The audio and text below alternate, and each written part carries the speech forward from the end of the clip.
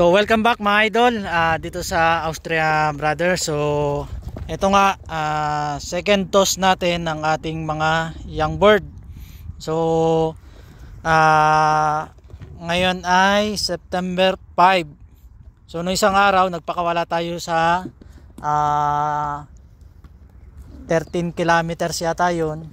So yung iba nating ibon inabot ng malakas na ulan, 3 araw na umuulan. So yung ibang ibon natin meron tayong hindi nakauwi. At yun nga, ito may natitira pa tayong ilan lang yun apat yung apat yung nawala sa atin na apat yung nawala na young bird. So ito nga, konti lang yung ibon natin ngayon kasi nga hindi tayo nakapagparami kasi yung iba late, meron tayong 20 young bird na late. So hindi na natin isinama rito, ililipad na lang natin sa next year sa all bird category kasi nga kakawalay ko lang, 1 week pa lang silang nakawalay. So hindi pa sila nakakalabas sa loob natin, viewing pa lang sila. So hindi na natin isinama kasi nga sobrang bata pa nila etong mga ibon na to. So breed natin to ng January, February at saka March. Yan, yung mga ibon na yan.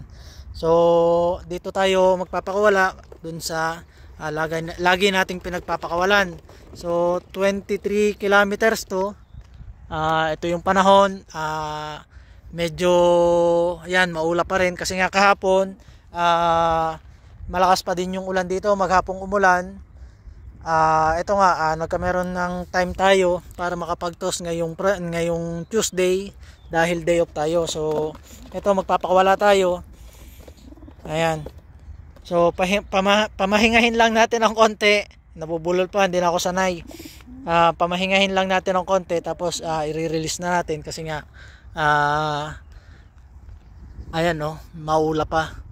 So ayan, balik tayo mamaya. Sana makauwi yung mga ibon natin kasi susunod na training na natin dito, ibabato na natin ng 50 kilometers or 60 kilometers. So yun nga, meron na lang tayong itong month na to kasi yung unang Lunes, unang linggo ng October, loading na ng mga ibon natin. So kailangan medyo paspas tayo sa training natin. Kahit medyo busy tayo, isisingit natin kahit hapon tayo mag-training. Basta gagawa natin ng paraan kasi nga malapit na yung race ng mga to.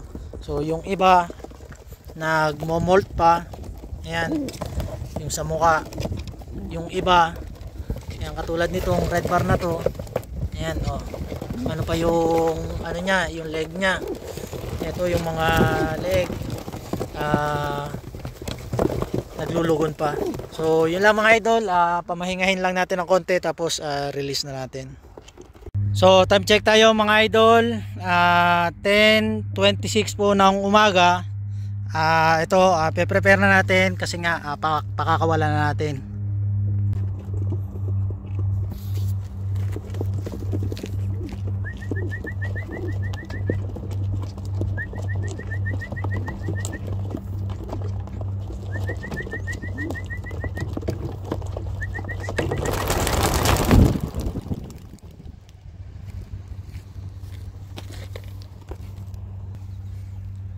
So yan mga idol, yan yung mga ibon natin. So yung isa nating red bar, hindi na nakauwi, yung kapatid nung red bar na yon. So ayan sila.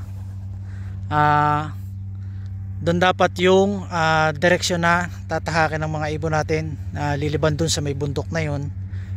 Doon yung dapat na susuotan nila. So ito, magpapataas lang siguro tong mga to bago to dumiretso dun sa ano. So yun yung mga ibon natin mga idol. Hindi ko alam kung kita nyo sa video kasi nga natapatan tayo ng araw. So yung isa nating red bar, humiwalay siya, dito siya nagpunta. So titingnan natin kung makakauwi ng mas maaga yung ibon na yon. Humiwalay siya sa grupo, dito siya dumaan. Tama naman yung direct na sinuta nung ibon na yon. So yan yung mga ibon natin. Ayan, nandyan na sa part na yan. Hindi ko alam kung kita pa sa video. So yun lang mga idol. Alis na rin tayo kasi nga titingnan natin kung mauuna tayong umuwi sa mga ibon na to. So magdadrive tayo ng 31 kilometers. So distance nito, air distance, nasa 23-24 kilometers. So yun lang, balik na lang tayo mamaya mga idol. So ito nga mga idol, nandito na tayo. So naunahan natin yung ating mga ibon. So ayan, hihintayin natin kung saang part sila lalabas. Dito dapat sila lalabas sa part na to. Pag dito sila lumabas, so tama yung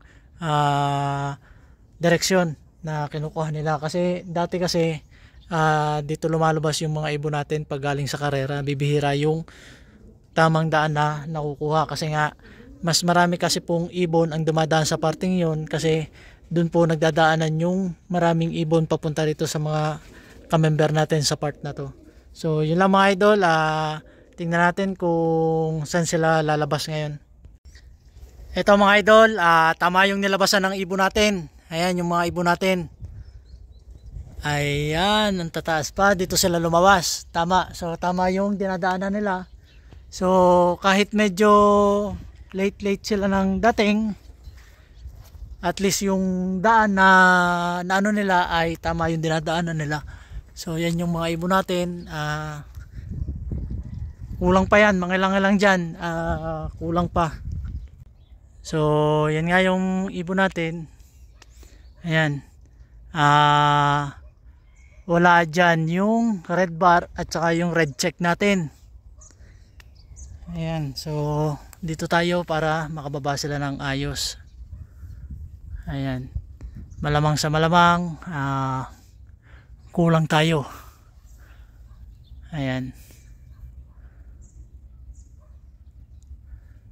So 45 minutes yung nilipad ng ibon natin. Pero okay lang yan, at least yung tinatahak nilang daan ay tama naman.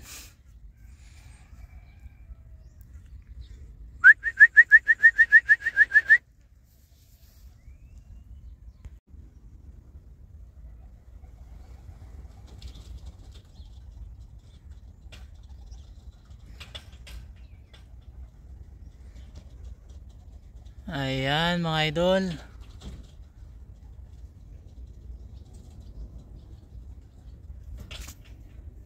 Yung isa ng ibon natin, yung white flight, dyan pa siya bumababa. Ayan.